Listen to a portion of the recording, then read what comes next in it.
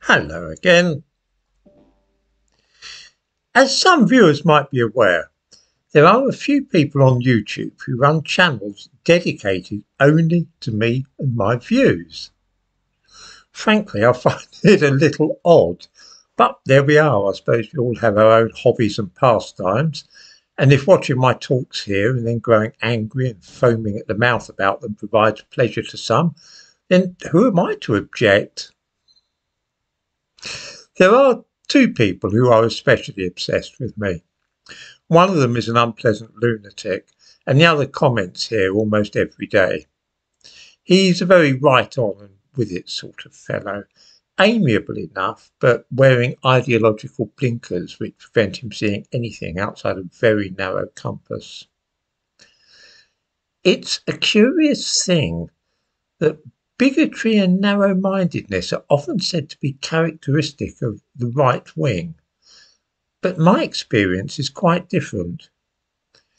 It is the left-wingers whom I have always found to be the most intolerant in their views and who refuse to countenance any perspective other than the one which might align with their political stance.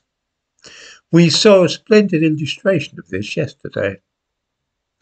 I published a long video here in which I discussed both the 11 plus examination and selective education, and also cast a sceptical eye on the findings of Richard Lynn about differences in IQ found in various parts of the world. I think it fair to say that quite a few people disagreed with me, and some thought I was wholly mistaken. They may, of course, be right. It wouldn't be the first time that I've expressed foolish and wrong-headed opinions, and I very much doubt it would be the last either. This is all very right and proper, and even those who agree with me about many things thought I was mistaken here. This is because they listened to what I said and then formed their own opinions rather than slavishly agreeing with everything that I was saying. Now consider by way of contrast the thought processes of our left-wing friend, the one who devotes his time to commenting here every day and making videos about me and my views. This is what he said in a comment on the video about selective education and the idea of IQ tests revealing differences in intellectual ability between human populations. He said, "I'm not even going to watch this video. Simon is utterly obsessed with this subject. It's almost as if he wants his predominantly white audience to feel superior or supreme over black people. Shocking stuff."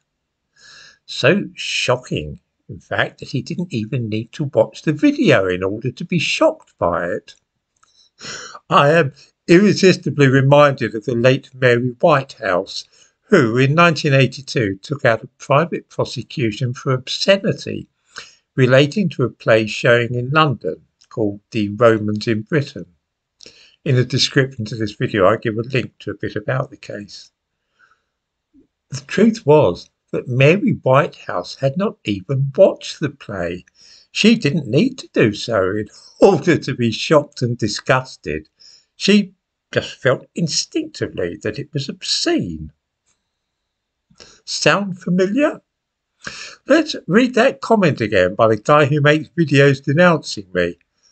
"I'm not even going to watch this video. Shocking stuff." This is the reincarnation of Mary Whitehouse.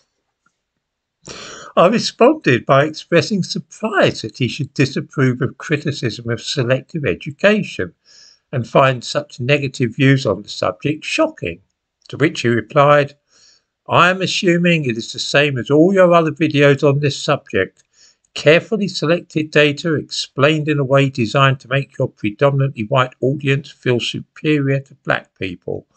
Or, put another way, content carefully designed to drive a wedge and hostility between different groups in society." I'm guessing that some of those watching this video will have watched that one about the 11 plus. Would it have made white people feel superior to black people, I wonder? I suppose that it might conceivably have created hostility between supporters and opponents of selective education, but I'm inclined to doubt it. Nothing could show with greater clarity how the minds of many left-wing and progressive people work. And they say that it's right-wingers who are bigoted and narrow-minded.